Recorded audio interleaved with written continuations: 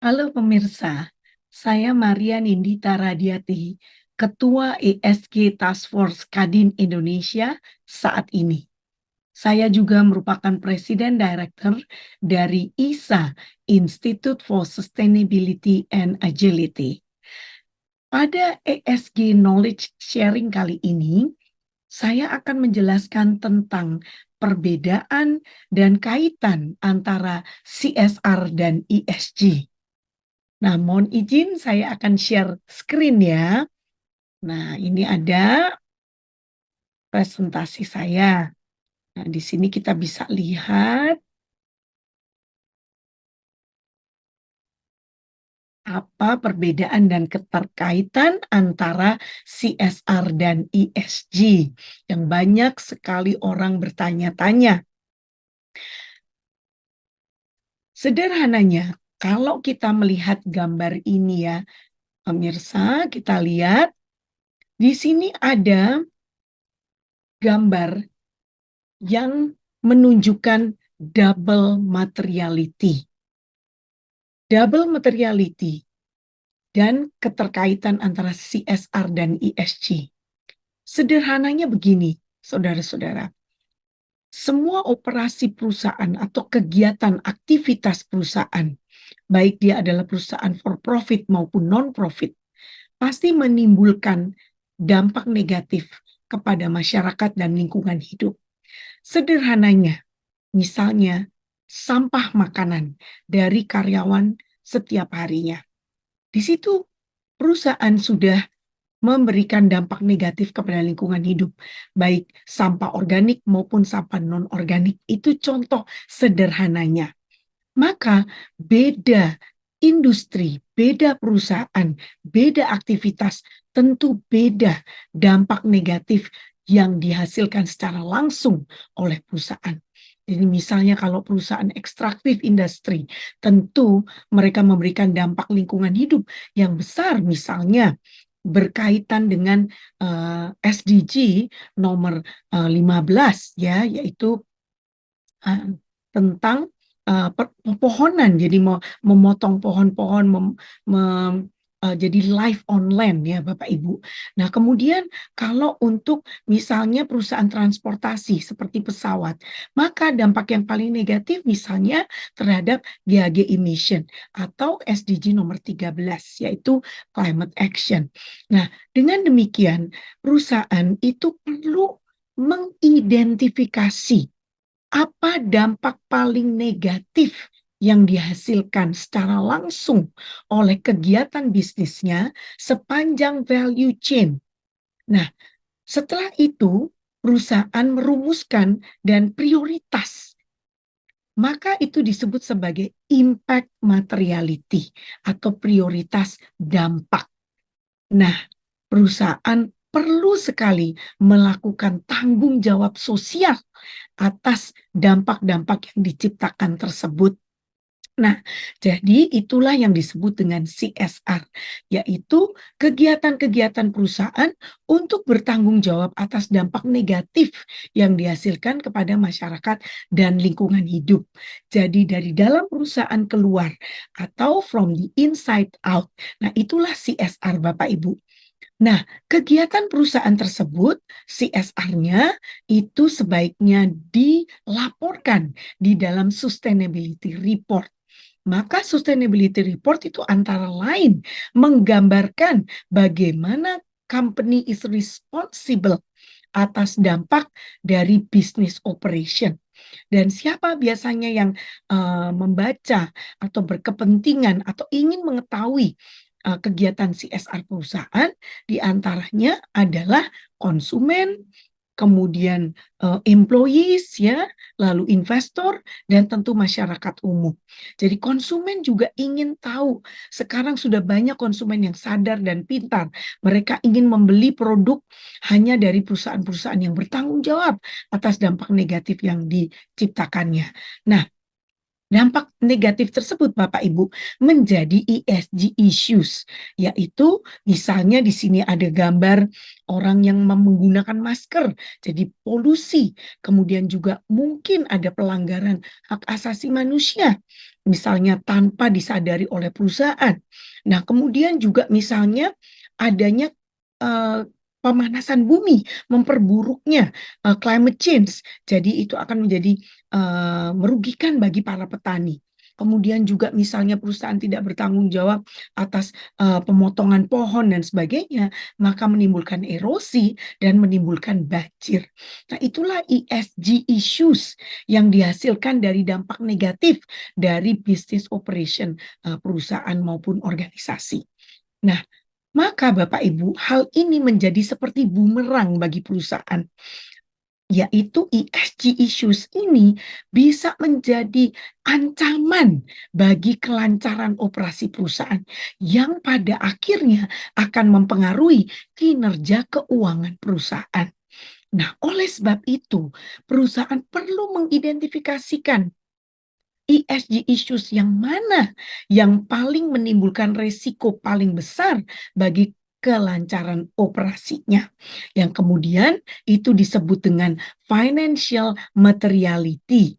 Jadi from the outside in. Nah, itulah ESG Bapak Ibu. Jadi ESG itu adalah kegiatan-kegiatan yang dilakukan oleh perusahaan untuk menghadapi, untuk memitigasi resiko-resiko ESG yang ditimbulkan kepada perusahaan dan juga termasuk peluang-peluang ESG yang dapat dimanfaatkan oleh perusahaan. Misalnya sekarang sudah lama ada konsep yang ada diterapkan dan juga sudah diatur di Indonesia, yaitu mengenai sustainable finance, di mana semua perbankan dan institusi keuangan di Indonesia itu wajib mengeluarkan produk-produk dan jasa yang berkaitan dengan keberlanjutan.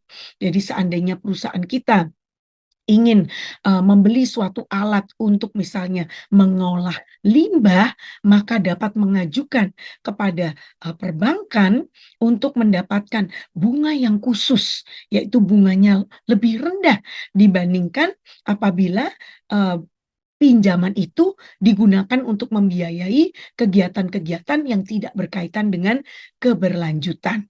Nah, oleh sebab itu adalah salah satu peluang yang dapat dimanfaatkan oleh perusahaan dengan adanya isu-isu ESG di dunia ini, Bapak Ibu. Nah, jadi itu ESG disclosure itu adalah pengungkapan dari bagaimana perusahaan itu bersiap-siap atau siap siaga melakukan mitigasi dan menghadapi yaitu resiko ESG dan peluang-peluang ESG-nya. Dan siapa yang ingin mengetahui itu? Biasanya adalah para investor, mereka sebelum membeli sahamnya, mereka ingin tahu apakah perusahaan ini rentan terhadap isu-isu ESG dan apakah perusahaan ini memanfaatkan peluang-peluang ESG di masa yang akan datang. Kemudian juga perbankan tentunya, seperti yang tadi saya jelaskan mengenai sustainable finance dan bondholder ataupun pemegang green bond. Jadi mereka yang memang merupakan impact investor yang senang membeli produk-produk keuangan yang berkaitan dengan ESG. Nah, untuk lebih memperjelas lagi Bapak Ibu, berikut ini kita akan lihat ada PowerPoint presentasi yang menjelaskan keterkaitan antara sustainability dengan ESG dan CSR. Nah, jadi kita lihat di gambar ini Bapak Ibu, tujuan akhir ya di gambar lingkaran itu adalah SDG, Sustainable Development Goals, dan kemudian tujuan akhir dari operation business itu adalah keberlanjutan bisnis. Maka di sini kita lihat ada mobil-mobil yang jalan untuk mengarah kepada keberlanjutan dan juga berkontribusi kepada Sustainable Development Goals. Maka perusahaan ini pada saat berjalan, jadi diibaratkan sebagai mobil ya, di sini gambarnya di atas jalan, di mana jalannya ini adalah merupakan Sustainable Development proses, di mana perusahaan itu menjalankan pembangunan yang berkontribusi positif ya kepada lingkungan dan masyarakatnya. Jadi development that meets the needs of the present without compromising the ability of future generations in meeting their own needs. Maka sustainable development itu adalah proses, ya. Nah, prosesnya itu adalah jalan ini, dan yang menjalani proses itu adalah perusahaan, ibaratnya adalah mobil-mobil ini. Maka aktivitas atau berjalannya mobil ini menciptakan dampak bagi lingkungan dan masyarakat. Maka melalui CSR, perusahaan harus bertanggung jawab atas dampak negatif yang diciptakannya tersebut. Nah, sementara itu ada anak kecil ini, perempuan ya, gambar di sini dia memegang binocular atau teropong.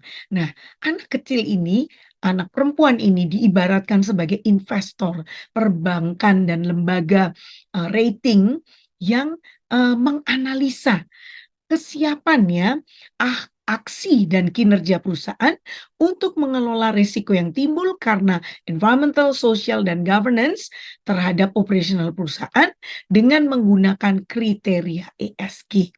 Nah, jadi apabila perusahaan itu diteropong ternyata tidak siap dan tidak mempunyai kinerja yang baik, tidak melakukan CSR yang baik, nah jadi di sini terlihat kaitannya Bapak Ibu dengan melakukan CSR yang baik, maka perusahaan dapat mencapai ESG atau kinerja ESG yang baik.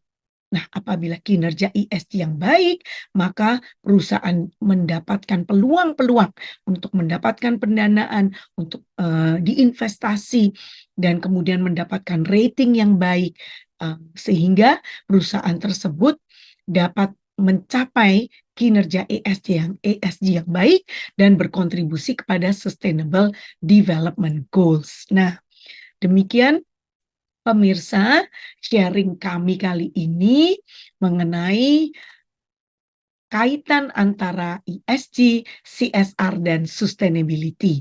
Untuk video-video berikutnya, silakan mengunjungi website dari ESG Task Force Kadin yang juga terhubung dengan websitenya Kadin Indonesia.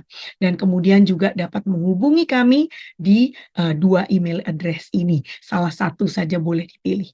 Baik, Bapak Ibu pemirsa, semoga ilmu ini bermanfaat dan dapat membuat Bapak Ibu semua termotivasi untuk menjalankan ESG, jadi mencapai kinerja ESG dengan cara menerapkan CSR yang strategik. Terima kasih, sampai jumpa.